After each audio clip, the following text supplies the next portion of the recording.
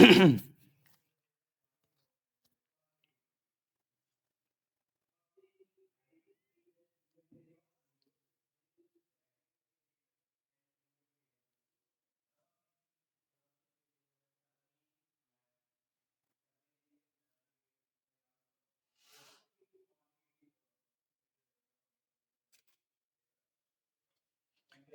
Hello welcome back to Vedanta foundation 9th and 10th YouTube channel especially biology with Meereddy sir. ముందుగా నా audio and video మీకు క్లియర్గా ఉందో లేదో ఒకసారి కన్ఫర్మ్ చేస్తే ఏవైతే మనకు ఇంపార్టెంట్ క్వశ్చన్స్ ఫర్ FA3 అది కూడా మనం సిలబస్ లో ఉన్నట్టుగా అవర్ ఎన్విరాన్మెంట్ సంబంధించినటువంటి మొత్తం కూడా మనం మాట్లాడుకుందాం. ఓకేనా? త్వరగా సరే చూడండి, ఉపోద్ఘాతం మనకు ఉన్నదే కదా, ఆ ఉపోద్ఘాతం గురించి మాట్లాడుకొని తర్వాత రిమైనింగ్ దాని గురించి మనం క్లియర్ గా మాట్లాడుకుందాం. చూడండి, ఇక్కడ ఉన్నటువంటి ఈ క్యూఆర్ కోడ్ అనేటువంటిది ఏదైతే ఉందో దీన్ని మీరు స్కాన్ చేశారంటే సింపుల్ గా మనకి ఏమవుతుంది సార్ అని అంటే మన యొక్క టెలిగ్రామ్ గ్రూప్ లకి జాయిన్ అవ్వచ్చు. ఓకే, ఏంటి మనం టెలిగ్రామ్ గ్రూప్ లకి జాయిన్ అవ్వచ్చు. మరి దానివల్ల యూజ్ ఏంటి సార్ అంటే మనకి PDF నోట్స్ ఏదైతే సెషన్ అయిపోయిన తర్వాత ఉంటుందో ప్రతి ఒక్క సెషన్ అది ఏ సబ్జెక్ట్ అయినా కావచ్చు, వాటికి సంబంధించిన PDF నోట్స్ అనేటువంటి ఎక్కడ ఉంటాయి సార్ అంటే మనకి ఆ టెలిగ్రామ్ ఛానల్లో ఉండడం అనేటువంటి జరుగుతుంది. తర్వాత లైవ్ సెషన్స్ అప్డేట్స్ ఏ రోజు ఏ టైంకి ఎప్పుడు మనకి లైవ్ సెషన్స్ అనేటువంటి జరుగుతుంది అనేటువంటిది మనకి ఇక్కడ ప్రొవైడ్ చేయడం జరుగుతుంది. అదే విధంగా ఇంపార్టెంట్ అనౌన్స్మెంట్స్ అనేటువంటివి కూడా ఏవైనా కానీ పెక్యులర్ గా ఇంపార్టెంట్ అనౌన్స్మెంట్స్ ఉంటాయి. లైక్ మా సైడ్ నుంచి మా వేదాంతో కండక్ట్ చేసేటువంటి ఎగ్జామ్స్ కావచ్చు, లేదంటే కాంపిటేటివ్ బేస్డ్ ఎగ్జామ్స్ కావచ్చు, లైక్ APRJC అని TSRJC వాటి యొక్క నోటిఫికేషన్స్ ఇట్లాంటివన్నీ కూడా ఎక్కడ వస్తాయి సార్ అంటే మనకి ఆ ఇంపార్టెంట్ అనౌన్స్మెంట్స్ అన్ని కూడా మనకి టెలిగ్రామ్ ఛానల్లోనే రావడం జరుగుతుంది. తర్వాత నెక్స్ట్గా ఎక్స్క్లూజివ్ స్టడీ మెటీరియల్స్ ఏవైతే స్టడీ మెటీరియల్స్ మేము తయారు చేసి ఇచ్చినటువంటి ఉంటాయో వాటిని మేము మీకు ప్రొవైడ్ చేయడం అనేటువంటి జరుగుతుంది. ఏంటి ఎక్స్క్లూజివ్ స్టడీ మెటీరియల్స్. ఓకేనా? మరి అది ఒక్కటే కాదు, మీరు డైరెక్ట్ గా మీరు కిందగా చూస్తే డిస్క్రిప్షన్ లో మనకి సెవరల్ లింక్స్ అనేటువంటివి ఉన్నాయి. ఆ లింక్స్ లో మీరు చూస్తే కన్నా టెలిగ్రామ్ ఛానల్ లింక్ అని చెప్పేసి బ్లూ కలర్ లో హైలైట్ చేసి ఉందన్నమాట. సో దాన్ని మీరు క్లిక్ చేసినా ఖచ్చితంగా మన టెలిగ్రామ్ గ్రూప్ లో జాయిన్ అవ్వచ్చు. అదే దాని కిందగానే మీరు క్లియర్ గా చూస్తే కంపల్సరీగా మనకి 100 days యాక్షన్ ప్లాన్ కి సంబంధించినటువంటి ప్రతి ఒక్క PDFs అక్కడ మీకు అవైలబుల్ లో ఉన్నాయి. Okay, and one more thing ఏంటి అని అంటే మీరు నోటీస్ చేయాల్సింది ఇదిగోండి, ఏంటిది? Vedantu all India score accelerator test series. దీన్ని మీరు ఖచ్చితంగా రిజిస్ట్రేషన్ అయ్యింటే చాలా మంచిది, అవ్వకుండా ఉంటే ఇప్పుడు టైం ఉంటుంది, అవ్వండి కంపల్సరీగా. ఆల్రెడీ 4th అంటే నిన్నగాక మొన్న అనుకుంటాను, ఈరోజు 6th కదా, ఈరోజు 7th. ఓకే, 4th అరౌండ్ గా 6,000 మెంబర్స్ అటెండ్ చేయడం జరిగింది. ఓకేనా? సో మీరు కూడా మీకు వీలైనప్పుడు అది బోత్ ఆన్లైన్ అండ్ ఆఫ్లైన్ రెండిట్లోనూ ఉంది. ఓకేనా? సో మీకు అవకాశం ఉన్నప్పుడు ఖచ్చితంగా ఆన్లైన్ అయితే ఆన్లైన్, లేదా ఆఫ్లైన్ సెంటర్స్ అయితే ఆఫ్లైన్ సెంటర్స్ దగ్గరలో VLC ఎక్కడైతే ఉంటుందో అక్కడికి వెళ్ళేసి మీరు రాయొచ్చు. ఓకేనా? మాక్సిమం మీరు ఆన్లైన్లోనే ట్రై చేయండి, ఆన్లైన్లో రాయడానికి ట్రై చేయండి, ఎందుకంటే ఖర్చు లేకుండా ఇంట్లోనే ఉండి ప్రశాంతంగా రాసేయచ్చు. ఏదేమైనప్పటికీ కూడా కానీ ఖచ్చితంగా మీరు ఈ టెస్ట్ ఏదైతే ఉందో దీన్ని మీరు కంపల్సరీగా రాయండి. రాయడం వల్ల ఏంటి సార్ అని అంటే చాలా బెనిఫిట్స్ అనేటివి మీరు ఖచ్చితంగా చూస్తారు. ఓకేనా? సో ఖచ్చితంగా Vedantu all India score accelerator test series అనేటువంటి వాటిని మీరు రాయండి. నెక్స్ట్, ఈ సెషన్ మీకు ముందుగానే ఆల్రెడీ నిన్న ఎంతమంది సెషన్స్ చూశారు? నిన్న నేను ఆల్రెడీ లైన్ టు లైన్ అని చెప్పేసి అవర్ ఎన్విరాన్మెంట్ మొత్తం అంతా క్లియర్గా ఎక్స్ప్లెయిన్ చేశాను. ఎంతమంది దాన్ని చూశారు చెప్పండి? చూసింటే కామెంట్ సెషన్లో 1 అని టైప్ చేయండి. చూడకుండా ఉంటే సరే ఇప్పుడు చూస్తాము అన్నోళ్ళు ఈ సెషన్ అయిపోయిన తర్వాత మోస్ట్ ఇంపార్టెంట్ క్వశ్చన్స్ అయిపోయిన తర్వాత 1 మార్క్ 2 మార్క్స్ అనేటువంటివి కంపల్సరీ మనకి అక్కడి నుంచే వస్తాయి కాబట్టి కంపల్సరీ మీరు వాటిని చూడాల్సిందే. లైన్ టు లైన్ ఎక్స్ప్లెయిన్ చేశాను క్లియర్గా, అరౌండ్ 2 hours ఉంది. ఓకేనా? దాన్ని మీరు 1.5లో పెట్టేసుకొని ఫాస్ట్గా అట్లా చూసుకుంటూ వెళ్ళిపోండి, ఫాస్ట్ రివిజన్ అయిపోతుంది. ఓకేనా? మరి చూసిన వాళ్ళు ఏంటి సార్ పరిస్థితి అంటే చూసిన వాళ్ళు ఆ PDF డౌన్లోడ్ చేసుకోండి, ఆ PDF డౌన్లోడ్ చేసుకొని దాన్ని జాగ్రత్తగా చదవండి. అది మీకు మెయిన్ థింగ్. ఎందుకు 1 మార్క్ 2 మార్క్స్ అనేటివి మీకు అక్కడే కవర్ అయిపోతాయి. తర్వాత రెండో థింగ్, సార్ లేదు మేము 40 మినిట్స్‌లోనే మేము అట్‌లీస్ట్ ఇప్పుడు పాస్ అయ్యేటందుకు నేను మార్కులు తెచ్చుకోవాలి, లేదు అంటే గన టాప్‌గా నేను పెర్ఫార్మ్ అవ్వాలి కంపల్సరీగా. ఏం చేస్తే అవుతాను? నా దగ్గర అంత టైం లేదు అని మీకు అనిపిస్తే కంపల్సరీగా నేను ఆల్రెడీ ఈ దానికి సంబంధించినటువంటి గ్రేడ్ 10 ఏపీ ఆర్ సిబిఎస్ఈ ఎవరైతేనేముంది ఖచ్చితంగా మీ ఇద్దరికి సంబంధించినటువంటి అవర్ ఎన్విరాన్మెంట్ అనేటువంటి మైండ్ మ్యాప్స్ అనేటువంటి క్రియేట్ చేసింది. పెక్యులర్‌గా అది ఏపీ వాళ్ళకి. సిబిఎస్ వాళ్ళకి ఇంకా కాస్త స్టాండర్డ్ ఎక్కువ ఉంది. Don't worry about that. AP వాళ్ళకి మాత్రమే నేను మాట్లాడుతున్నాను. ఏపీ వాళ్ళకి మాత్రమే అన్నట్టుగా మేము క్రియేట్ చేయడం జరిగింది. అది ఏంటిది? అవర్ ఎన్విరాన్మెంట్ మైండ్ మ్యాప్స్ అని చెప్పేసి. మీరు ఏం చేయాలి సార్ అంటే మీరు ప్లే లిస్ట్‌లోకి వెళ్తే గన ప్లే లిస్ట్‌లో మైండ్ మ్యాప్స్ అని చెప్పేసి ఉంటుంది. ప్లే లిస్ట్‌లో మైండ్ మ్యాప్ సెక్షన్.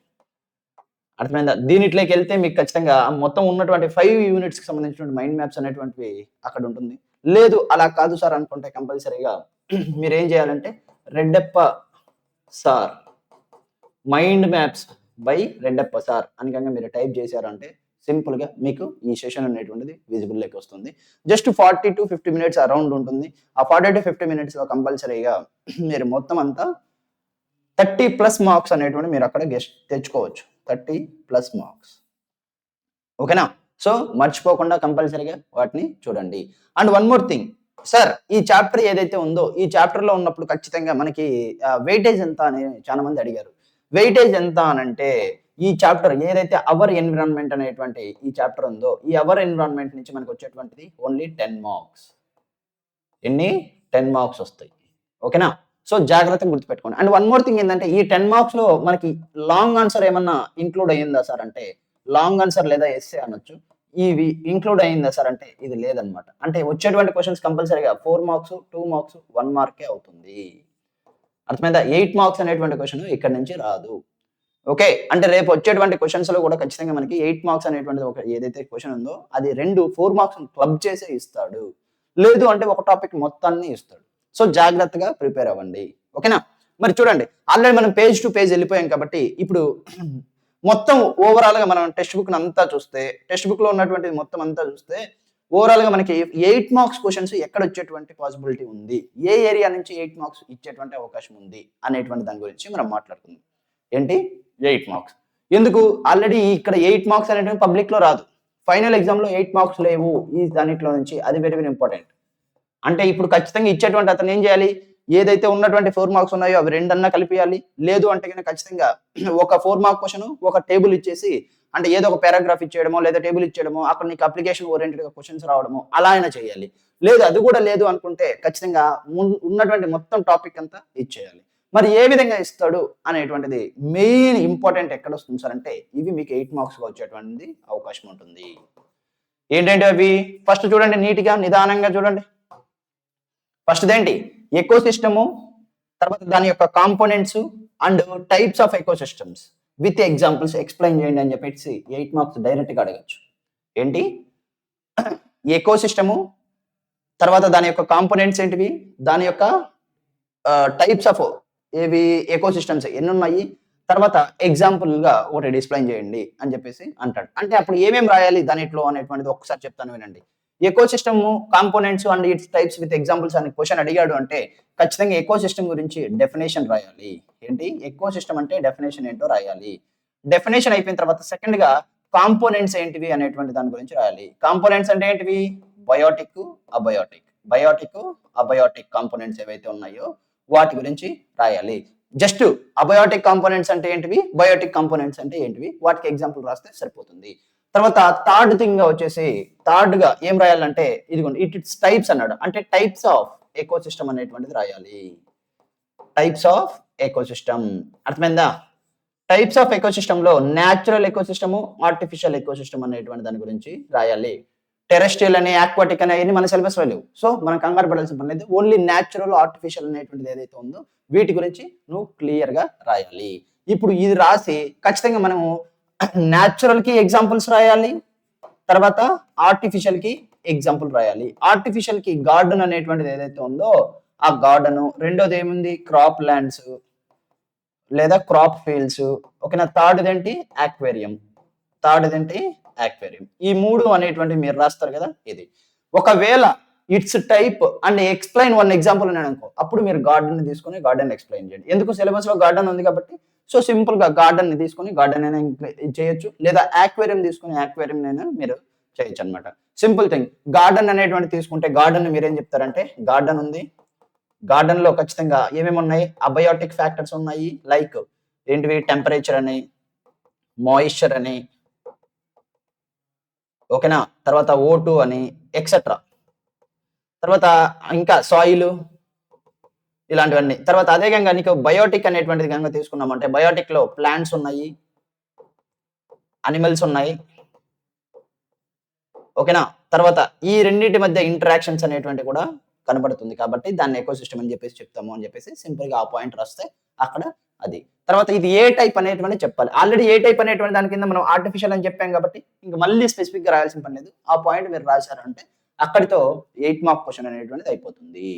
మరి సెకండ్‌గా ఉన్నటువంటిది ఏంటి సార్ 8 మార్క్స్ వచ్చేదానికి ఛాన్సెస్ అంటే food chain, food web and flow of energy ఏవైతే ఉందో ఆ కాన్సెప్ట్ మొత్తం రాయమంటాడు.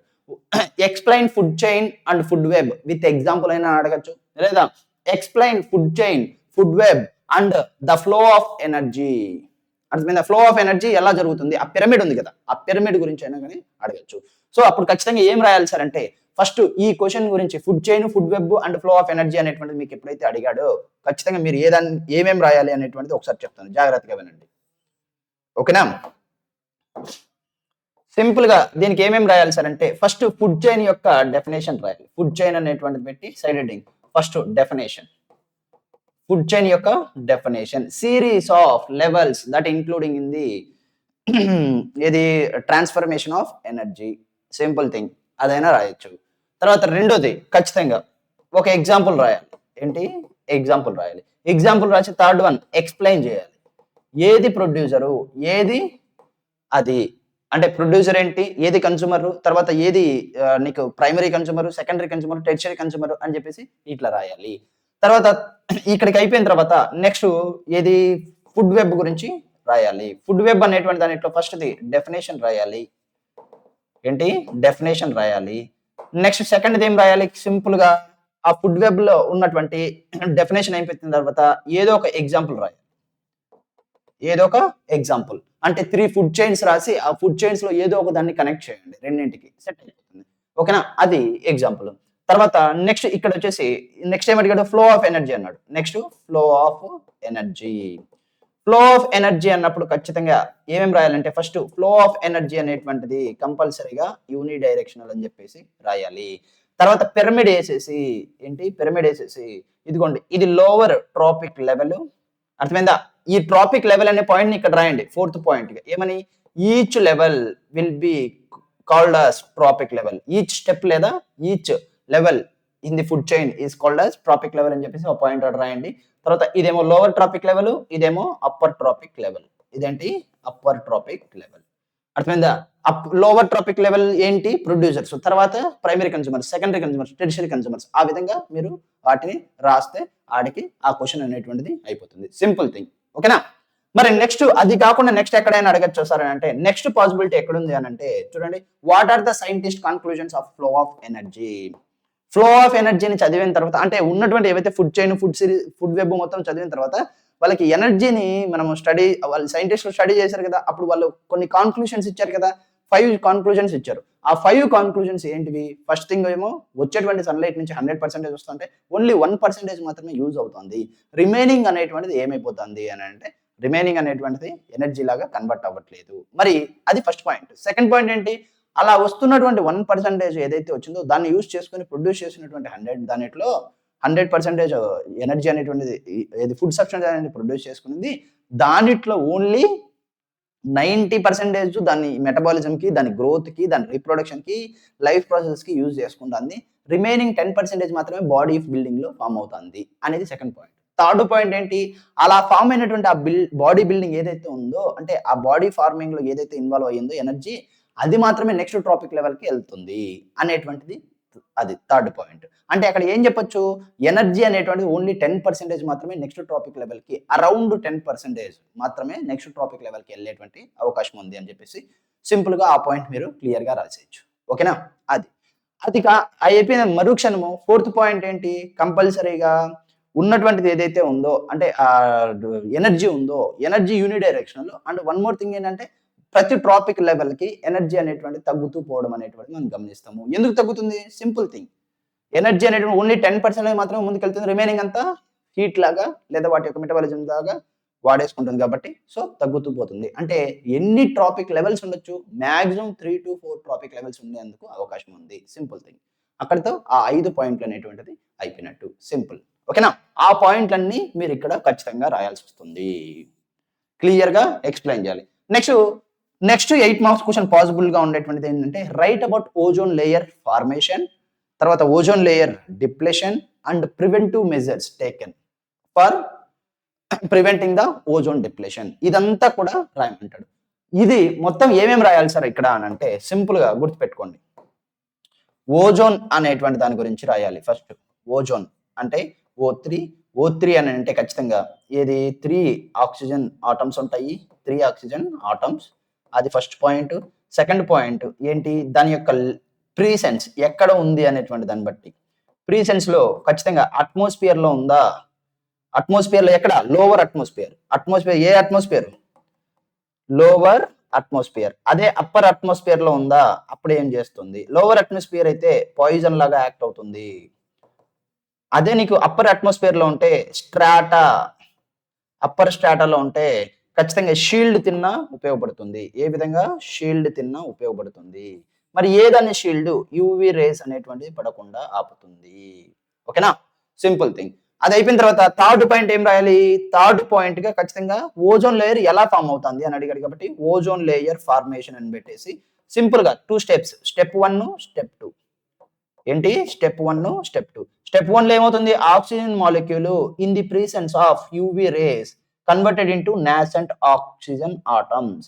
Then these nascent oxygen atom will combine with one O2 molecule and forms the O3 molecule. ఏం ఫామ్ చేస్తుంది?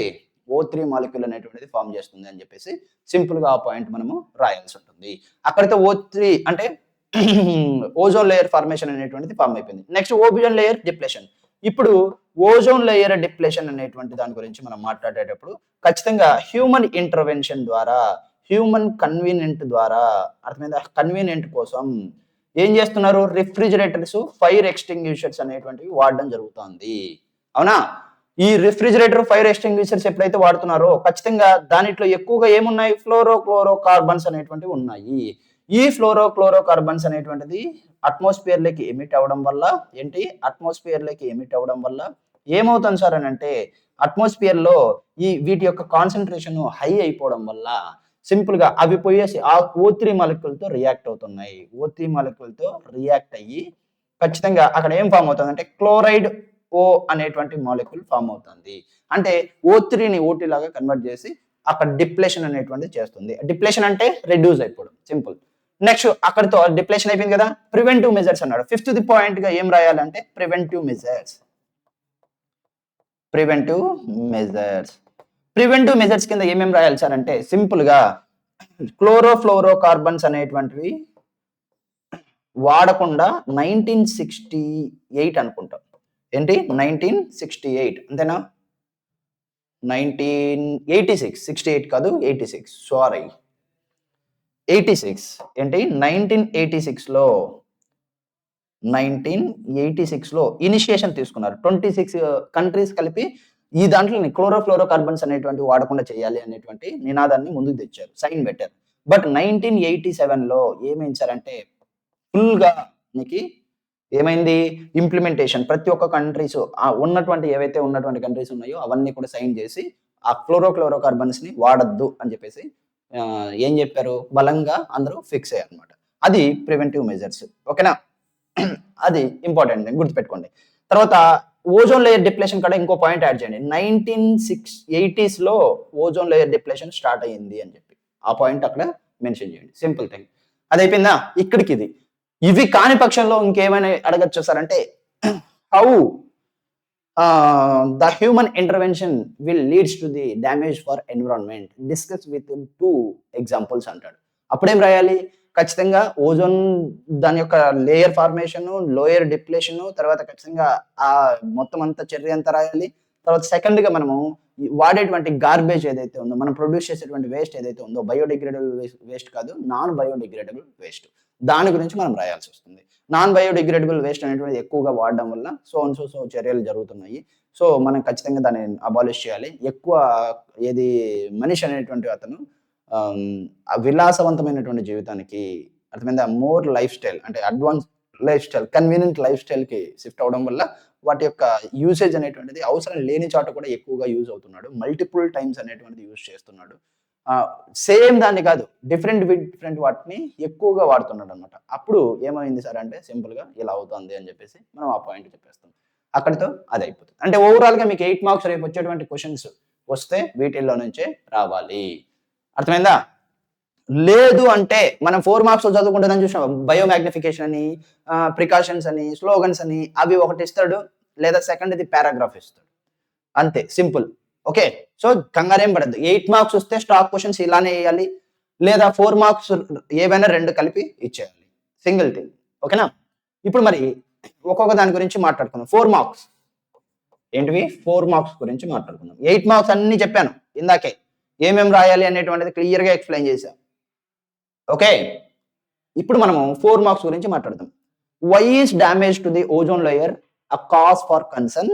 What steps are being taken to minimize this damage? ఇది ఎక్కడి నుంచి వచ్చింది? 100 డేస్ యాక్షన్ ప్లాన్‌లో నుంచే క్వెషన్ వచ్చింది. 100 డేస్ యాక్షన్ ప్లాన్‌లో నుంచి ఈ క్వెషన్ తీసుకున్నాను. ఓకేనా? ఆల్రెడీ మీరు 100 డేస్ యాక్షన్ ప్లాన్‌లో ఉన్నటువంటి క్వెషన్స్ చదివేసింటే కంపల్సరీగా మీరు ధైర్యంగా ఎళ్ళిపోవచ్చు. ఎందుకు అనంటే మాక్సిమం క్వెషన్‌లు అక్కడి నుంచే వస్తాయి. Hour environment, 100 days action plan ఆ రెండిట్లో గంగా అంటే అవర్ ఎన్విరాన్మెంట్ మైండ్ మ్యాప్స్, నేను చెప్పిన లైన్ టు లైన్ ఆ సెషన్, తర్వాత ఇదేది యాక్షన్ 100 డేస్ యాక్షన్ ప్లాన్‌లో ఉన్నటువంటి క్వెషన్స్ అన్నీ చదువుకొని ఎళ్లారు అనంటే మీరు ఏది 35 ఔట్ ఆఫ్ 35 తెచ్చుకునేటువంటి అవకాశం పక్కా ఉంది. ఓకేనా? గుర్తుపెట్టుకోండి. ఇప్పుడు చూడండి, what is the damage to ozone layer? Why is the damage to the ozone layer a cause for concern? What steps are being taken to minimize this damage? ఇదిగోండి. దానికి క్లియర్‌గా నేను ఇక్కడ రాశాను. ఈ దానిట్లో మీరు గుర్తున్న కాడికి రాయండి లేదా మొత్తం రాయండి. మీకు 4 మార్క్స్ అనేటువంటిది కంపల్సరీగా వస్తది.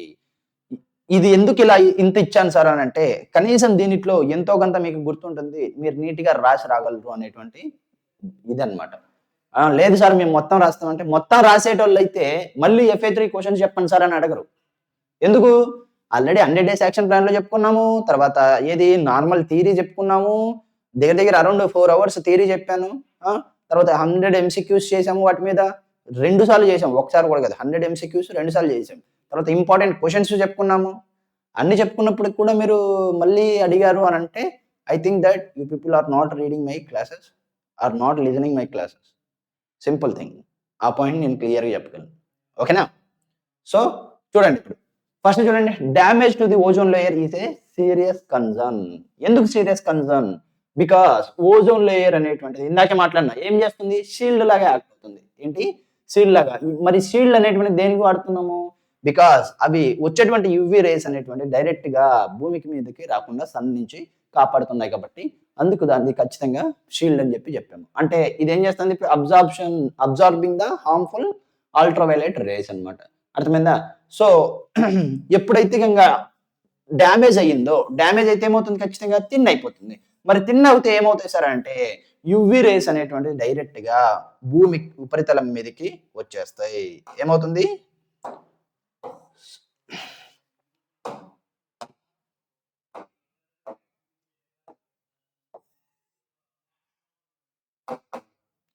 భూమి ఉపరితలం మీదకి అక్కడి నుంచి సన్ రైజెస్ అనేటువంటివి డైరెక్ట్‌గా వచ్చి పడిపోతాయన్నమాట.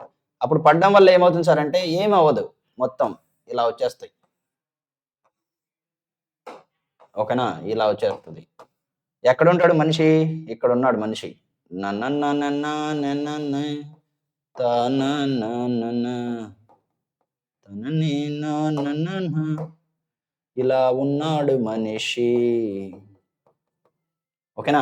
చూడండి ఇక్కడున్నాడు. ఎప్పుడైతే డైరెక్ట్‌గా ఇలా పడుతున్నాయో సింపుల్‌గా ఏమైంది చూడండి. చూడండి, UV rays reach the earth surface. Already మనం మాట్లాడుకున్నాము. షీల్డ్ లేదు కాబట్టి ఖచ్చితంగా ఏమవుతుంది? యూవీ రేస్ అనేటువంటిది డైరెక్ట్‌గా ఎర్త్ సర్ఫేస్ మీదకి రీచ్ అవుతాయి. తర్వాత రీచ్ అయిన తర్వాత ఊరుకుంటాయా? ఊరుకుండవు కదా! దానివల్ల మనకి హెల్త్ ప్రాబ్లమ్స్ వస్తాయి. ఏంటేంటివి? Skin cancers, cataracts, sun burns. అర్థమైందా? స్కిన్ క్యాన్సర్ అనేటువంటిది మనకి ఇప్పుడు ఏం కనపడదు. బట్ ఆ స్కిన్ లోపల ఖచ్చితంగా ఏమవుతుంది అంటే ఒక సర్టెన్ పీరియడ్ తర్వాత ఖచ్చితంగా క్యాన్సర్ అనేటువంటిది మల్టిపుల్ ఫిజన్ ఇదేది వాటినేమంటారు ఆహ్, దాన్నేమంటారు? ఆహ్, డివిజన్స్ అనేటువంటివి జరిగి సెల్స్ అనేటువంటి నంబరు ఎక్కువ. ప్రొలిఫరేషన్ ఎక్కువుంటుంది. అట్లా క్యాన్సర్స్ అనేటువంటివి ఫార్మ్ అయిపోతాయి. తర్వాత కేటరాక్ట్స్, తర్వాత సన్ బర్న్స్. సన్ బర్న్స్ అంటే నార్మల్‌గా మనం కాలినప్పుడు ఎలా వచ్చేస్తుందో ఆ మాదిరిగా అన్నమాట. అక్కడేమో ఫైర్ వల్ల, కానీ ఇక్కడేమో ఆ యూవీ రేస్ అనేటువంటివి పడడం వల్ల. తర్వాత నెక్స్ట్ చూడండి దే డామేజ్ ది క్రాప్స్. ఇదేమో హ్యూమన్స్‌గా మాట్లాడితే, హ్యూమన్స్ ఓరియెంటెడ్‌గా మాట్లాడితే. But then what about the plants sir? Plants అనేటువంటి వాటి మీద మనం మాట్లాడుకుంటే ఏంటి ప్లాంట్స్ అనేటువంటిది మాట్లాడితే ఖచ్చితంగా క్రాప్స్ అనేటువంటివి దెబ్బతింటాయి. తర్వాత ఫైటో ప్లాంక్టన్స్ అనేటువంటివి దెబ్బతింటాయి. అండ్ ఉన్నటువంటి ఎన్విరాన్మెంట్‌ని గనక మనం కన్క్లూడ్ చేసుకుంటే, ఆ ఎన్విరాన్మెంట్‌ని చూస్తే కూడా ఎకోసిస్టమ్ అనేటువంటిది కూడా దెబ్బతింటుంది. ఎందుకు? ఎకోసిస్టమ్‌లో ఖచ్చితంగా ఏముండాలి? ఇంటరాక్షన్స్ అనేటివి ఉండాలి. ఎవరి మధ్య? కంపల్సరీగా between living organisms and the environment. ఎప్పుడైతే ఇట్లా ఉందో ఖచ్చితంగా క్రాప్స్ అనేటువంటివి డ్యామేజ్ అయ్యాయి. ఫోటోసింథసిస్ జరగకుండా వాటి క్లోరోఫిల్ అనేటువంటిది ఆ యూవీ రేస్ వల్ల ఇదేది దాన్ని ఏమంటారంటే డిజాల్వ్ అయిపోతుంది. ఓకేనా? గుర్తుపెట్టుకోండి. అంటే డీనేచర్డ్ అయిపోతుంది. Simple thing. తర్వాత ఫోటోసింథసిస్ అనేది జరగదు. ఆల్టరేషన్ అనేటువంటిది రావడం జరుగుతుంది. తర్వాత క్రాప్స్, ఫైటోప్లాంక్టన్స్ తర్వాత లీవ్స్ ఇట్లాంటివన్నీ లేకపోవడం వల్ల కంపల్సరీగా ఏమవుతుందక్కడ ఓ2 రావడం అనేటువంటిది తగ్గిపోతుంది. అంటే రాను అట్మాస్ఫియర్‌లో ఓ2 యొక్క కాన్సంట్రేషన్ అనేటువంటిది కూడా తగ్గిపోతుంది. Simple thing. తర్వాత నెక్స్ట్ ఏంటి? They disturb the climate and weather patterns. చెప్పాను కదా! Climate, weather patterns. Weather patterns అనేటువంటిది కూడా చేంజ్ అయిపోతుంది. Simple thing. ఓకే. నెక్స్ట్ చూడండి. Steps taken to minimize the ozone damage. Steps taken to minimize the ozone damage. Ozone damage తగ్గించడానికి మనం steps ఏమేమి తీసుకోవాలి అని అనేటువంటిది కంపల్సరీగా ఏంటి అంటే ban on chlorofluorocarbons used in refrigerators and aerosols and also fire extinguishers. తర్వాత నెక్స్ట్ ఏంటి? Implementation of the Montreal protocol 1987. ఇందాక మనం మాట్లాడుకున్నాం కదా! అదే ఎంపీ అని గుర్తుపెట్టుకోండి. ఎలా గుర్తుపెట్టుకోవాలి? ఎంపీ. ఓకేనా? నెక్స్ట్ ఏంటి? Use of eco friendly refrigerants. రిఫ్రిజిరేటర్‌లో వాడేటువంటి ఆ గ్యాసెస్‌ని మనం ఏమంటున్నామంటే రిఫ్రిజిరెంట్స్ అనేటువంటివి అంటాము. మరి అక్కడ ఏం వాడాలి సార్ అంటే హైడ్రోక్లోరో కార్బన్స్ అనేటువంటివి వాడాలి. లేదా ఆహ్, హైడ్రోఫ్లోరో కార్బన్స్ అనేటువంటివి వాడాలి. అర్థమైందా? కార్బన్ ప్లేస్‌లో హైడ్రో అనేటువంటిది ఇన్సర్ట్ చేయాలి. క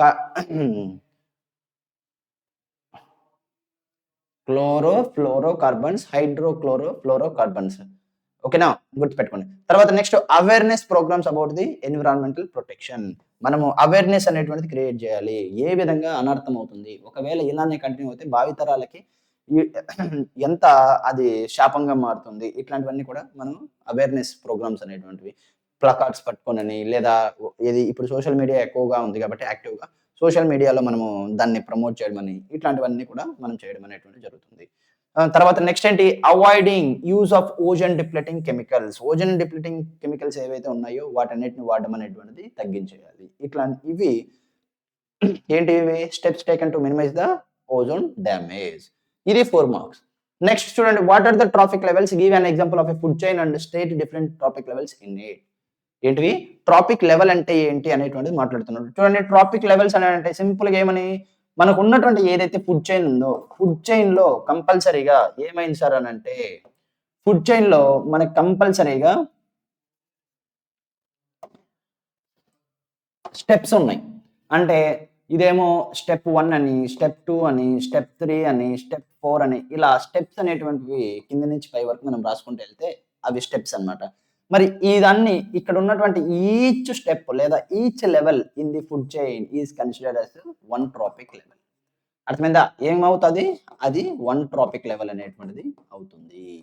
ఫర్ ఎగ్జాంపుల్ ప్రొడ్యూసర్స్ అనేటువంటివి ఒక ట్రాఫిక్ లెవెల్. ప్రైమరీ కన్స్యూమర్స్ అనేటువంటివి ఒక ట్రాఫిక్ లెవెల్స్. సెకండరీ కన్స్యూమర్స్ అనేటువంటివి ఇంకో ట్రాఫిక్ లెవెల్స్. తర్వాత టెర్షరీ, కన్స్యూమర్స్ అనేటువంటివి ఇంకో ట్రాఫిక్ లెవెల్. అర్థమైందా? ఇలా ఉంటదన్నమాట. ఓకే. గుర్తుపెట్టుకోండి. వాటర్ ట్రాఫిక్ లెవెల్స్ అంటే దానికి డెఫినిషన్ అది. Give example of a food chain and state different trophic levels in it. Just సింపుల్‌గా ప్రొడ్యూసర్స్‌కి మనము ఏది గ్రాష్ అందాము. గ్రాస్. తర్వాత ప్రైమరీ కన్స్యూమర్స్‌కి ఖచ్చితంగా వాటిని తినేటువంటి గ్రాస్ హోపర్ అని చెప్పేసి చెప్దాము. తర్వాత సెకండరీ కన్స్యూమర్ గ్రాస్ హాపర్ ని ఫ్రాగ్ తింటాంది అనుకుందాము. ఈ ఫ్రాగ్ తింటా ఉన్నటువంటి టెరిషరీ కన్స్యూమర్ ఏంటి సార్ అని అంటే స్నేక్ అని అందాం. ఓకేనా? దానిపైన నువ్వు చెప్పాలనుకుంటే చెప్పొచ్చు. స్నేక్ పైన ఉన్నటువంటిది ఏంటి సార్ అని అంటే సింపుల్ గా మనకి ఈగల్ అని చెప్పేసి రాయొచ్చు. ఇలా అయినా రాయొచ్చు. ఓకేనా? ఇలా. గ్రాస్ అనేటువంటిది ప్రొడ్యూసర్ అవుతుంది. ఫస్ట్ ట్రాపిక్ లెవెల్‌లో ఉంటుంది అనేటువంటిది రాస్తాం. సెకండ్‌గా గ్రాస్ హాపర్. ఓహ్ షిట్ మ్యాన్! గ్రాస్ హోపర్ అనేటువంటిది సెకండ్ ట్రాపిక్ లెవెల్‌లో ఉంది. ఎక్కడ? సెకండ్ ట్రాపిక్ లెవెల్‌లో ఉంది. ఖచ్చితంగా దాన్ని ప్రైమరీ కన్స్యూమర్ అంటాము. ఓకేనా? తర్వాత దీన్ని ఇంకో పేరు ఏంటి సార్ అంటే హెర్బివోర్ లాగా యాక్ట్ అవుతుంది. ఏంటి? హెర్బివోర్. ఈ పాయింట్ ఇక్కడ రాయాలి. ఓకేనా? తర్వాత నెక్స్ట్ ఇక్కడికొచ్చేదలికే ఇదేంటి ఫ్రాగ్. ఫ్రాగ్ అనేది దీన్ని తింటుంది కాబట్టి కార్నివోర్. అది ఏ కార్నివోర్? Primary carnivore. నెక్స్ట్ ఇక్కడికొచ్చేదలికి సెకండరీ కార్నివోర్. నెక్స్ట్ ఇదొచ్చేసి టెరిషరీ కార్నివోర్. ఈ విధంగా మనము రాయడం అనేటువంటిది జరుగుతుంది. అంటే ఇక్కడ ఉన్నటువంటిది ఇదేమో ఏది హెర్బివోర్, తర్వాత ఇవన్నీ కూడా కార్నివోర్స్.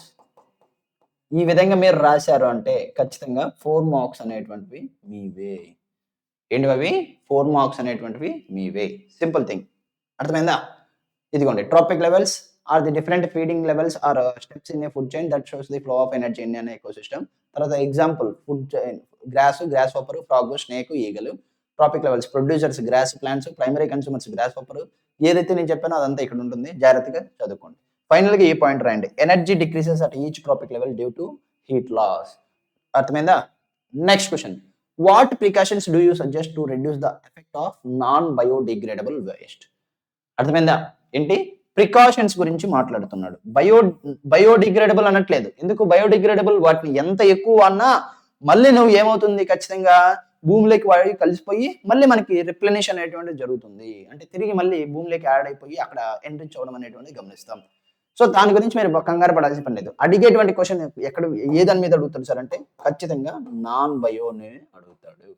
సో వాటి ప్రికాషన్స్ అనేటువంటివి మనం ఖచ్చితంగా నేర్చుకోవాలి. Then what is meant by non biodegradable waste అనేటువంటిది నిన్న చదివాము. ఈ రోజు ఒక్కసారి సింపుల్ గా చెప్తాను. డెఫినేషన్ గా 1 మార్క్ వచ్చేటువంటి అవకాశం ఉంటుంది. సో ఎగ్జాంపుల్స్ అనేటువంటి గుర్తుపెట్టుకోండి. ఎగ్జాంపుల్స్ ఏంటి సార్ అంటే ప్లాస్టిక్ బ్యాగ్స్, ప్లాస్టిక్ తో తయారైనటువంటి ప్లాస్టిక్ కప్స్ కావచ్చు, ప్లాస్టిక్ బ్యాగ్స్ కావచ్చు. ఓకేనా? ఇవన్నీ కూడా మనకి అవుతుందన్నమాట. పాలిమర్స్, రబ్బర్ పాలిమర్ ఇట్లాంటివన్నీ. ఇవన్నీ కూడా నాన్ బయోడిగ్రేడబుల్ అనేటువంటిది అవుతుంది. ఓకే. ఇప్పుడు చూడండి. మరి ప్రికాషన్స్ ఏమేమి తీసుకోవాలి సార్ అంటే ఇదిగోండి. To reduce the harmful effects of non biodegradable waste we will practice 3R principle. Reduce, reuse, recycle. అర్థమైందా? రెడ్యూస్ అంటే ఏంటి మీనింగ్? ఫస్ట్ రెడ్యూస్ అనే దానికి మీనింగ్ ఏంటి సార్ అని అంటే వాడుతున్నటువంటి ఏదైతే ఈ నెంబర్ ఉందో ఆ నెంబర్ని ఏంటి నెంబర్ అనేటువంటి దాన్ని తగ్గించడము. అర్థమైందా? సపోజ్ ఈ రోజు 20 ప్లాస్టిక్ బ్యాగ్స్ అనేటువంటివి తీసుకున్నారు. 20 ప్లాస్టిక్ బ్యాగ్స్. ఆ 20 ప్లాస్టిక్ బ్యాగ్స్ అనేటువంటివి ఈ రోజు మనము దృఢమైనటువంటి సంకల్పంతో రెడ్యూస్ చేయాలనుకున్నాం. ఏమవుతుంది నెక్స్ట్ ఖచ్చితంగా ఆ 20 ప్లేస్ లో కంపల్సరీగా 15 ప్లాస్టిక్ బ్యాగ్స్ అనేటువంటివి వాడకాన్ని. అంటే ఏమైంది? 5 ప్లాస్టిక్ బ్యాగ్స్ అనేటువంటివి వాడకం తగ్గించాము. అలా డే బై డే రెడ్యూస్ చేసుకుంటూ రావడం. అర్థమైందా? ద అమౌంట్ అనకూడదు, ద నెంబర్ అనేటువంటిది ఫెమిలియర్ గా వాడచ్చు. ఎందుకంటే ప్లాస్టిక్ బ్యాగ్స్ అనేటువంటిది అమౌంట్ తో రాదు కదా. సో ఆ పాయింట్ గా మనం రావచ్చు. ఏది ఏమైనప్పుడు కూడా రెడ్యూస్ అనేటువంటిది అంటే వాడుతున్నటువంటి ఈ ప్లాస్టిక్ ఏదైతే ఉందో ఆ ప్లాస్టిక్ అనేటువంటిది రాను రాను తగ్గిస్తూ దాన్ని ముందుకు తీసుకెళ్ళడం. తర్వాత రీయూజ్. అర్థమైందా? ఇప్పటి వరకు వాడేసాం సార్. ఇప్పటి వరకు వాడినటువంటి ఈ 20 తర్వాత 15 అయింది, తర్వాత 10 అయింది, తర్వాత 2కి 3కి పడిపోయింది. అక్కడ కాన్స్టెంట్ గా ఉంది సార్. మరి ఈ ముందు వాడినటువంటి ఇవన్నీ ఏం చేయాలి?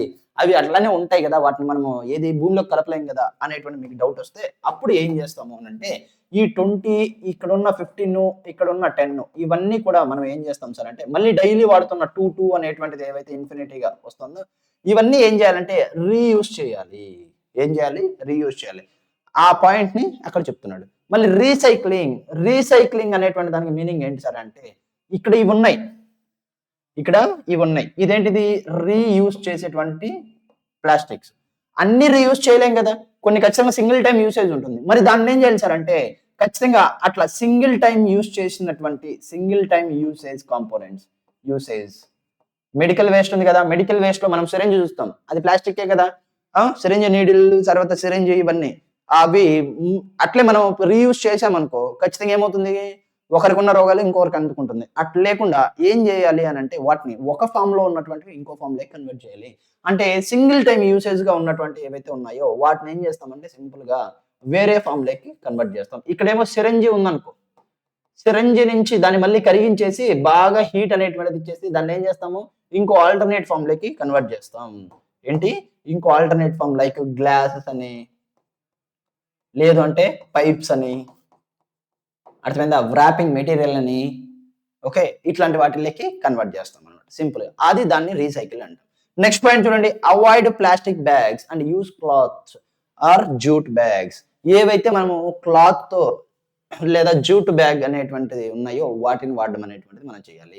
తర్వాత dry and wet waste separation. అర్థమైందా, మనం ఏదైతే వేస్ట్ మన ఇంట్లో తయారు చేసామో తయారు చేసినటువంటివి డ్రై వేస్ట్ ఏది, వెట్ వేస్ట్ ఏది అనేటువంటిది మనం క్లియర్ గా సపరేట్ చేసి వాడడం అనమాట. అది one of the non biodegradable waste. Next ఏంటి, recycle paper, metal, glass and plastics etcetera. Already recycle గురించి మాట్లాడుకున్నాం కాబట్టి అదే ఇది.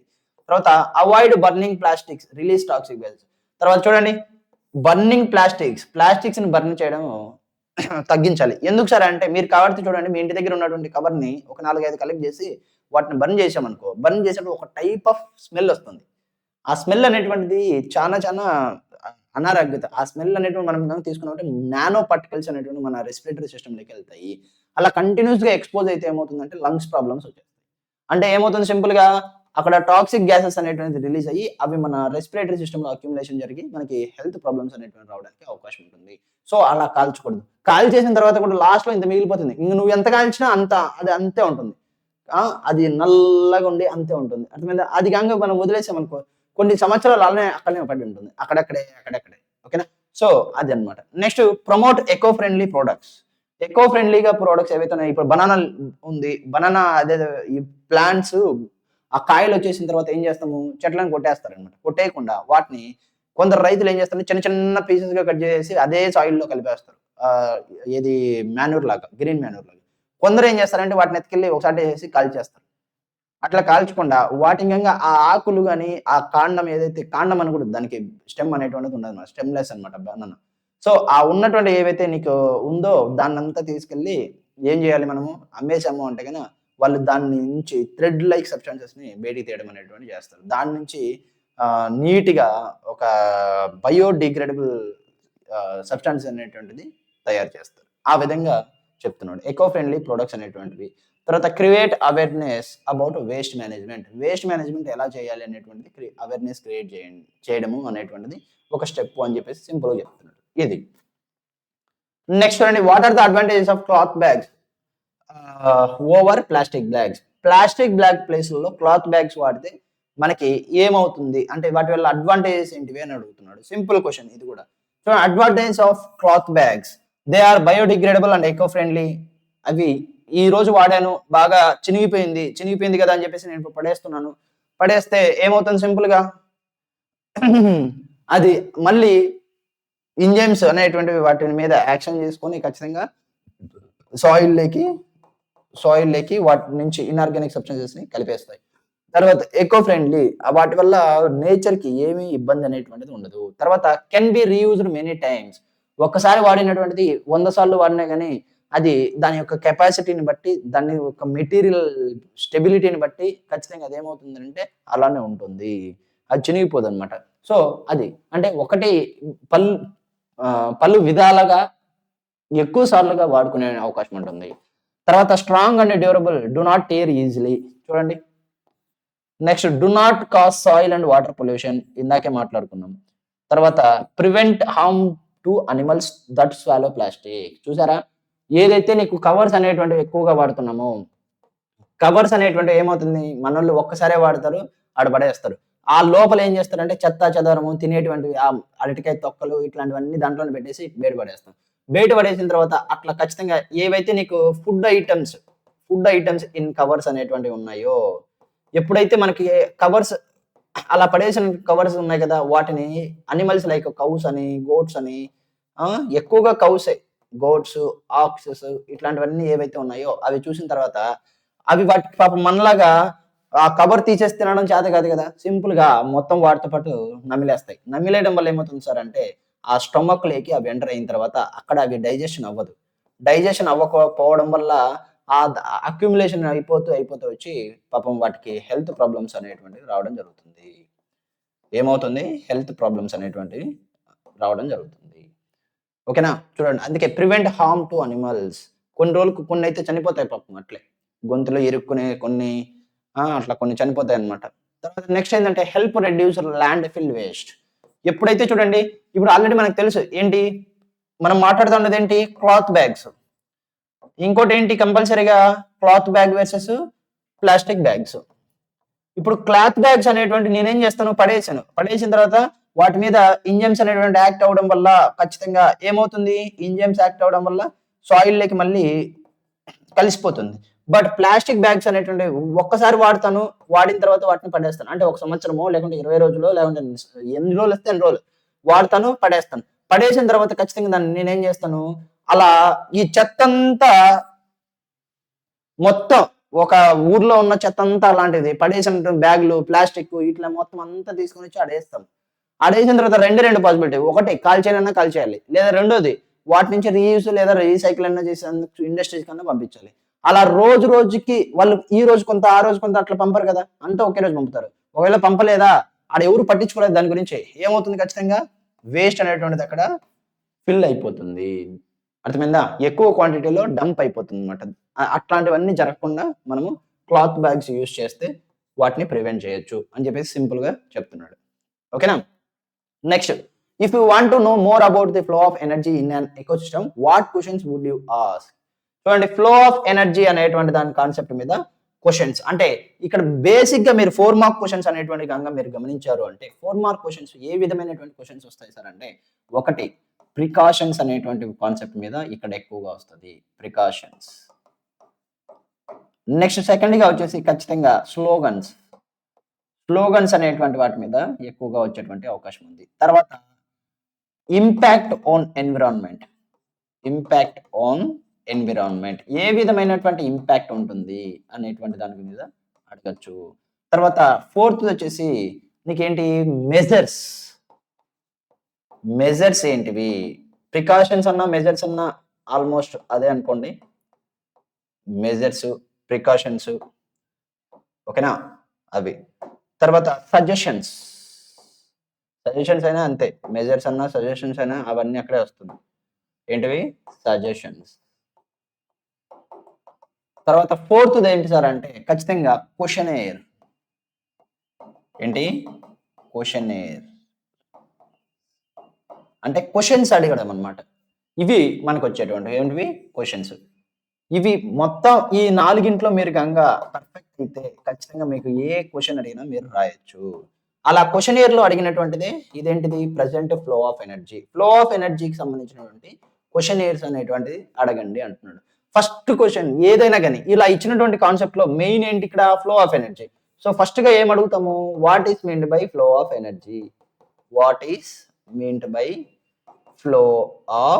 ఎనర్జీ, అర్థమైందా? సెకండ్ ఇది మనకి ఆల్రెడీ చదువుకున్నాం, యూని డైరెక్షన్ అండి.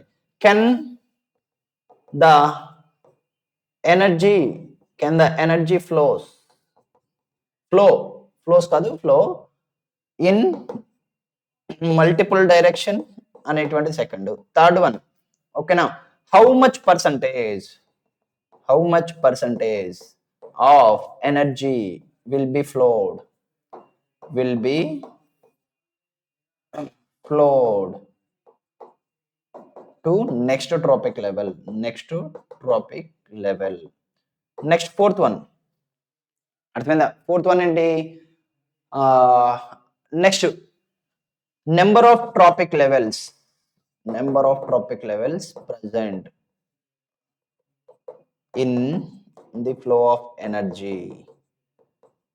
తర్వాత fifth one, what is the chief source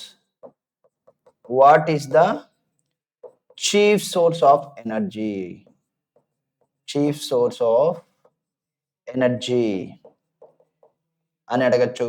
ఇట్లా డిఫరెంట్‌గా ఉన్నాయి. ఇవన్నీ కూడా మీరు రాయొచ్చు. ఇవన్నీ కూడా రాయొచ్చు. ఓకేనా? అలా లేదు సార్ మీరు చెప్పిందే నేను చదువుతానంటే ఇదిగోండి. What are producers, consumers, decomposers అని అడగొచ్చు. What does energy transfer how అనేటువంటిది ఎలా ట్రాన్స్‌ఫర్ అవుతుందని. తర్వాత వై డస్ ఎందుకు ట్రాన్స్‌ఫర్ అవ్వాలి? What is the 10% rule of energy transfer అని చెప్పేసి. What happens if an organism is removed from the food chain అని చెప్పేసి అడగొచ్చు.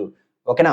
గుర్తుపెట్టుకోండి. ఇవన్నీ క్వెషన్‌లకి ఆన్సర్‌లు ఖచ్చితంగా నేర్చుకోండి. ఎందుకు ఇవి పెట్టానంటే ఖచ్చితంగా 1 మార్క్‌లో అడిగేటువంటి అవకాశం ఉంది. 1 మార్క్‌లో ఈ క్వెషన్స్‌కి అడుగుతాడు కాబట్టి అందుకని పెట్టాను. ఓకేనా? కంగారు పడి మళ్ళీ ఇది ఆన్సర్స్ చూసుకోకుండా మాత్రం పోవద్దు. ఇది okay. Next suggest some methods to reduce the chemical pesticides in agriculture. ఏంటివి? సజెస్ట్ చేయాలంట. ఏ దానికి? To reduce the chemical pesticides. అంటే కెమికల్ పెస్టిసైడ్స్ అంటే ఏంటివి? మనం వాడేటువంటి ఆర్టిఫిషియల్ కెమికల్స్. ఏంటివి? Artificial chemicals. అర్థమైందా? లాబొరేటరీలో ప్రొవైడ్ అయ్యేది ప్రిపేర్ చేసినటువంటి ఏవైతే మనకి కెమికల్స్ ఉన్నాయో వాటి గురించి మనం మాట్లాడుతున్నాం. Suggest some methods to reduce the chemical pesticides in agriculture. ఓకేనా? ఇదిగోండి ఇవన్నీ. వీటిలో మీరు ఏమేమి రాయాలి సార్ అంటే ఎందుకు ఇలా ఇచ్చారు సార్ అంటే మీరు 8 మార్క్స్ అడిగాడు అనుకో ఖచ్చితంగా 8 మార్క్స్‌లో కంపల్సరీగా 4 మార్క్ క్వెషన్ ఒకటి, ఇంకోటి 4 మార్క్ క్వెషన్ అని చెప్పాను కదా! సో, ఖచ్చితంగా 4 మార్క్స్ అడిగినప్పుడు కంపల్సరీ ఇవన్నీ రాయాల్సొస్తుంది. ఇవన్నీ రాస్తేనే మీకు అక్కడ 8 మార్క్స్ అనేటువంటిది ఇస్తాడు. లేదంటే ఖచ్చితంగా కట్ చేస్తాడు మార్క్స్. చూడండి. To reduce the use of harmful chemical pesticides the following eco friendly methods can be adapted. ఏంటివి? ఫాలోయింగ్ ఏవైతే ఉన్నాయో అవి. ఏమి చేయొద్దు. జాగ్రత్తగా మీరు ఆలోచించండి. కెమికల్ పెస్టిసైడ్స్ ఎందుకు వాడుతున్నాం? అగ్రికల్చర్‌లో ఇన్‌స్టాంట్‌గా వాటికి న్యూట్రియంట్స్ ఇవ్వడానికి వాడేటువంటివి కెమికల్ ఫెర్టిలైజర్స్. బట్ పెస్టిసైడ్స్ అనేటువంటివి ఏంటివి? ఏవైతే అక్కడ ఆహ్, ఏవి హ్మ్, క్రాప్‌కి లాస్ అనేటువంటిది ప్రొడ్యూస్ చేస్తున్నాయో, క్రాప్‌కి లాస్ అనేది ప్రొడ్యూస్ చేస్తున్నాయో వాటిని కిల్ చేయడానికి. అర్థమైందా? ఏంటేంటివవి? హెర్బిసైడ్స్ అని, ఇన్సెక్టిసైడ్స్ అని, తర్వాత ఫంగిసైడ్స్ అని ఇవన్నీ కూడా. ఓకేనా? ఇవన్నీ మనం వాడతాం. సింపుల్‌గా వాటి గురించి మాట్లాడుతున్నాడు. అవి ఎందుకు వాడతాము? వీటిని చంపడానికి. వీటిని చంపిన అంటే ఖచ్చితంగా ఏమైంది? ఆటిని డైరెక్ట్‌గా వీటితోనే కాకుండా నేచురల్‌గాను చంపొచ్చు కదా! ఇదిగోండి. Use of bio pesticides. ఏంటివి? బయో పెస్టిసైడ్స్ అనేటువంటివి యూజ్ చేయడం. కెమికల్ పెస్టిసైడ్ ప్లేస్‌లో బయో అని పెట్టండి. మరి ఎగ్జాంపుల్ ఏంటివి? బయో పెస్టిసైడ్‌కి నీమ్ యొక్క ఎక్స్ట్రాక్ట్స్ లేదు అంటే గన లైక్ ఆర్గానిజమ్స్ బాసిల్లస్ తురంజీస్ అనేటువంటిది తురంజిసిస్ అండ్ హెర్బల్ స్ప్రేస్ ఇట్లాంటి విధంగా మనం వాడితే ఏమవుతుంది అంటే ఈ కెమికల్స్ అనేటువంటివి తగ్గించిన వాళ్ళం అవుతాము. ఓకేనా? నెక్స్ట్ ఫస్ట్ చూడండి బయోలాజికల్ కంట్రోల్ మెథడ్స్. ఇదేమో ఫస్ట్‌ది. సెకండ్‌ది పాయింట్ ఏంటి? Biological control methods. Biological control అంటే ఏంటి? ఎప్పుడు మనము ఇప్పుడు ఆల్రెడీ ఫ్రాగ్ ఎక్కువైపోయిందనుకో ఉన్నట్టుండి. అర్థమైందా? ఆ ఫ్రాగ్స్ అనేటువంటివి అక్కడ ఎక్కువైపోయినాయి. ఎక్కువైపోయినప్పుడు వాటిని చంపాలనుకుంటే ఏం చేయాలి? పాములనో లేకుంటే కప్పలను పట్టేటోళ్ళమో ఇట్లాంటివి తీసుకొస్తాం. సేమ్ అదే విధంగా అక్కడ ఏంటి అనంటే అక్కడ ఉన్నటువంటి ఇన్సెక్ట్‌ని చంపడానికి ఆ ఇన్సెక్ట్‌ని ఏవైతే తింటాయి అనేటువంటివి చూసుకొని వాటిని అక్కడ పెంచడం అంట. Use of natural predators like lady bird beetles, frogs, birds and spiders to control the pests. అర్థమైందా? ఆ పెస్ట్‌ని కంట్రోల్ చేయడానికి మనము వీటిని ఏవైతే ఉన్నాయో వీటిని యూజ్ చేసుకోవడం అన్నమాట. తర్వాత థర్డ్ పాయింట్ ఏంటి సార్ అనంటే crop rotation and mixed cropping. Crop patterns ఉన్నాయి చూసారా? ఏంటివి? Crop patterns, different crop patterns అనేటువంటిది యూజ్ చేయడం. ఎప్పుడైతే ఇలా యూజ్ చేసామో ఖచ్చితంగా మనం కెమికల్ పెస్టిసైడ్స్ అనేటువంటివి తగ్గించొచ్చు. ఎందుకు? క్రాప్ రొటేషన్, మిక్స్డ్ క్రాపింగ్ ఇవన్నీ కూడా మనకి అదే ఇంటర్ క్రాపింగ్ ఇవన్నీ కూడా ఏం చేస్తాయి? డిసీజెస్ నుంచి ఎక్కువగా ప్రోన్ అవ్వకుండా కాపాడుతాయి. తర్వాత కంటిన్యూయస్‌గా మనం ఒకే టైప్ ఆఫ్ ప్లాంట్స్ ఏయడం వల్ల అక్కడ ఆ డిసీజెస్ అనేటువంటిది ఇంకా పెద్దవి అయిపోతూ వస్తాయి. అంటే తగ్గవన్నమాట. ఇప్పుడు ఫస్ట్ కాపేసాను.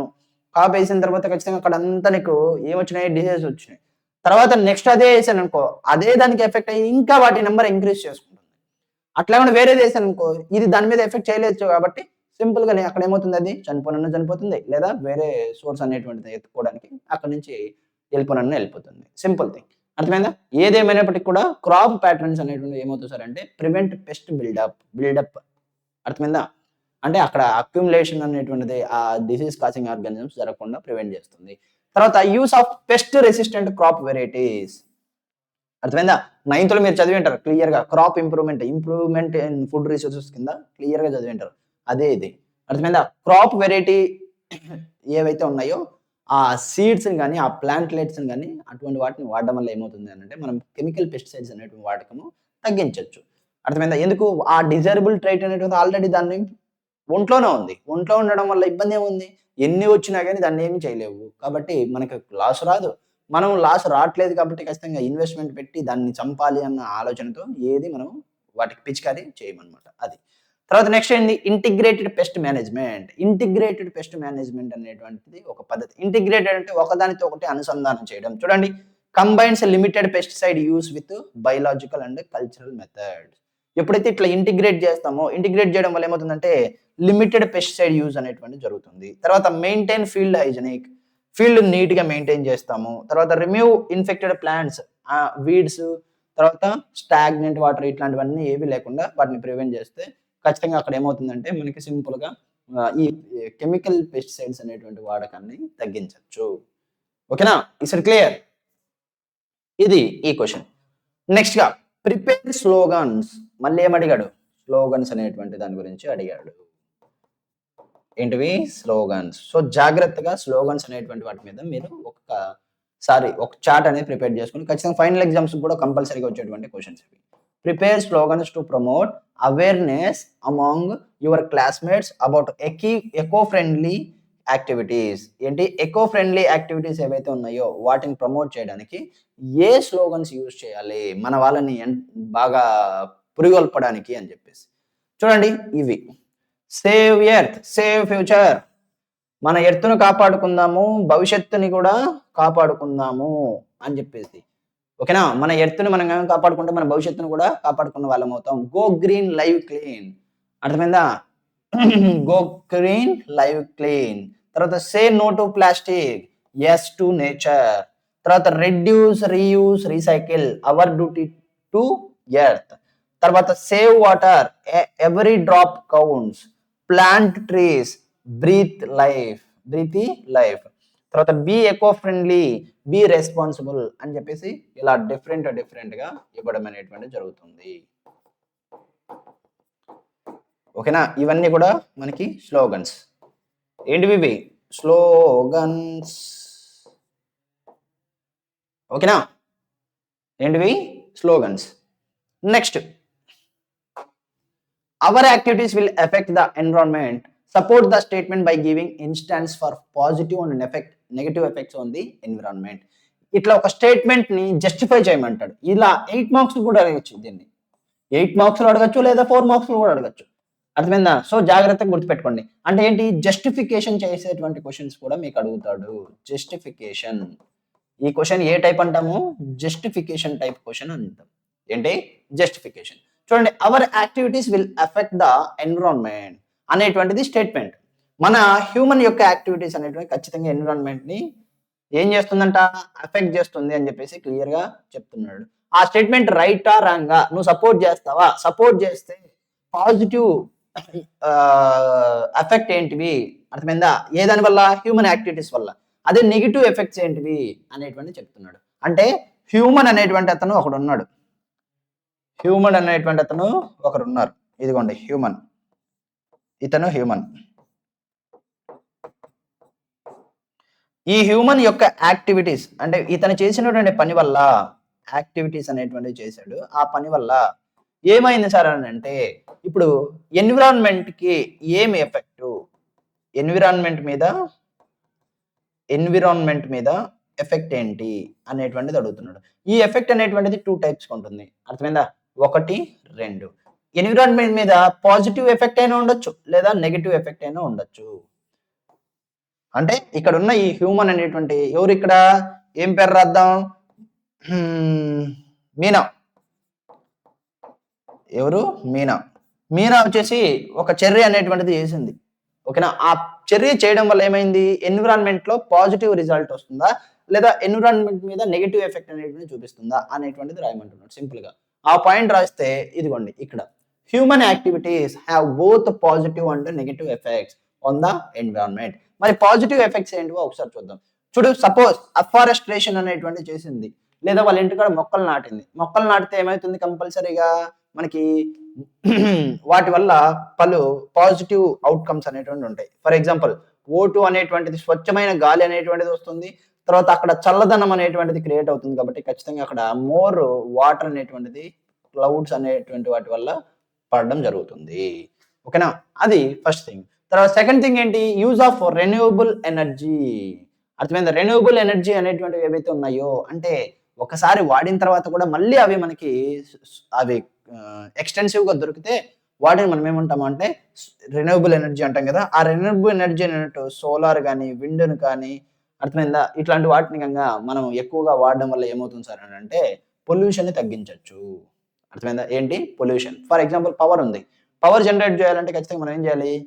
కోల్ అనేటువంటిది లేదా వాటర్ అనేటువంటిది కంపల్సరీగా యూజ్ చేసేవాళ్ళు. బట్ ఎప్పుడైతే సోలార్ ప్యానెల్స్ వచ్చిందో కోల్ యొక్క క్వాంటిటీని తగ్గించుకొని సోలార్ ప్యానెల్స్ అనేటువంటిది ఎక్కువ చేయడం అనేటువంటిది జరిగింది. మరి సోలార్ ప్యానెల్స్ అనేటువంటివి ఈ రోజు ఎక్కువైపోయింది కదా సార్! రేపైనా భవిష్యత్తులో వాటి వల్ల ఏమన్నా చెడిపోతే అవి ఖచ్చితంగా మనకి ఇబ్బంది అవుతది కదా సార్! అంటే ఆఫ్ కోర్స్ అవుతుంది. ఏ దానికైనా పాజిటివ్ ఉంటుంది. ప్రో అండ్ కాన్స్ అనేటువంటివి మస్ట్ అండ్ షుడ్. ఇవి 2 కూడా ఉంటాయి. Okay. Next organic farming improves soil fertility. Organic farming మనం చేసేటువంటి ఆర్గానిక్ ఫార్మింగ్ అనేటువంటి యాక్టివిటీ కదా! మనం చేసేటువంటిది. దానివల్ల ఖచ్చితంగా సాయిల్ ఫెర్టిలిటీ అనేటువంటిది ఇంక్రీజ్ అయింది. అంటే ఏంటి? ఔట్‌కమ్ ఏంటి? పాజిటివ్. తర్వాత waste recycling reduces the land pollution. అంటే సాయిల్ పొల్యూషన్ అని చెప్పేసి. Of course right. Wildlife protection programs conserve biodiversity. మనం చేసేటువంటి ఏవైతే ఉన్నాయో ఆ యాక్టివిటీస్ ఏంటివి? అఫారెస్ట్రేషన్ కావచ్చు, యూజ్ ఆఫ్ రెన్యూవబుల్ ఎనర్జీ కావచ్చు, ఆర్గానిక్ ఫార్మింగ్ కావచ్చు, వేస్ట్ రీసైక్లింగ్ కావచ్చు, వైల్డ్ లైఫ్ ప్రొటెక్షన్ కావచ్చు, లేదా యూజింగ్ ఆఫ్ క్లాత్ బ్యాగ్స్ కావచ్చు. ఇట్లాంటివన్నీ కూడా మనకేమి ఇస్తాయి అంటే పాజిటివ్ ఎఫెక్ట్స్ అనేటువంటివి ఇస్తాయి. Then what about the negative effect? Negative effects ఏంటివి? చూడండి నెగెటివ్ ఎఫెక్ట్స్ ఏంటివో? డిఫారెస్ట్రేషన్. ఉన్నటువంటి మొక్కల్ని మనం కొట్టేసినప్పుడు ఏమవుతుంది సార్ అనంటే సింపుల్‌గా మనకి ఆహ్, ఓ2 యొక్క కాన్సంట్రేషన్ తగ్గుతుంది. ఓ2 యొక్క కాన్సంట్రేషను తగ్గుతుంది. ఖచ్చితంగా టెంపరేచర్ అనేటువంటిది పెరుగుతుంది. అంటే గ్లోబల్ వార్మింగ్ అనేటువంటిది ఏమవుతుంది? గ్లోబల్ వార్మింగ్ పెరుగుతుంది. Simple thing. తర్వాత ఇంకోటేంటి leads to soil erosion and loss of హాబిటాట్స్.